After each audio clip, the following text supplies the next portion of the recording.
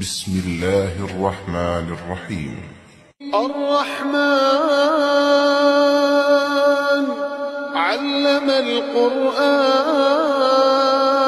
القرآن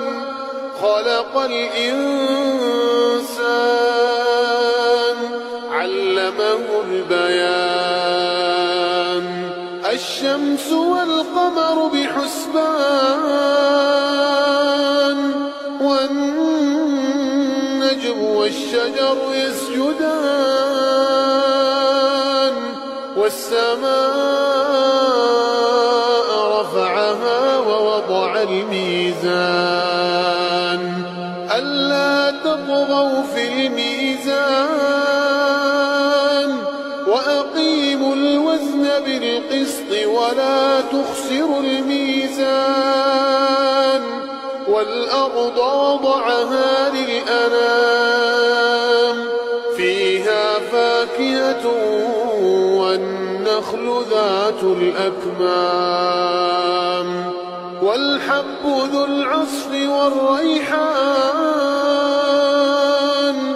فبأي آلاء ربكما تكذبان خلق الإنسان من صلصال كالفخار وخلق الجان من مارج من نار فبأي آلاء ربكما تكذبان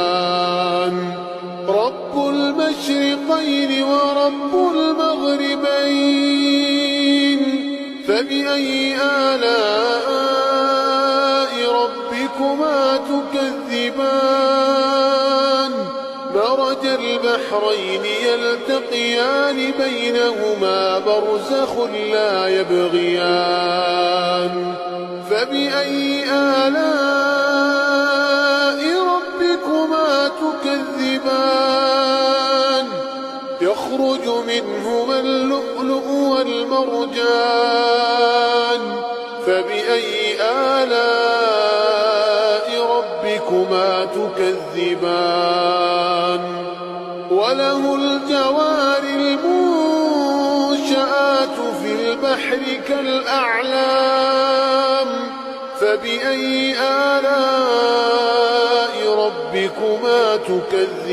تكذبان كل من عليها فان ويبقى وجه ربك ذو الجلال والإكرام فبأي آلاء ربكما تكذبان يسأله من في السماوات والأرض كل يوم هو في شأن فبأي آلاء ربكما تكذبان سنفرغ لكم أيها الثقلان فبأي آلاء ربكما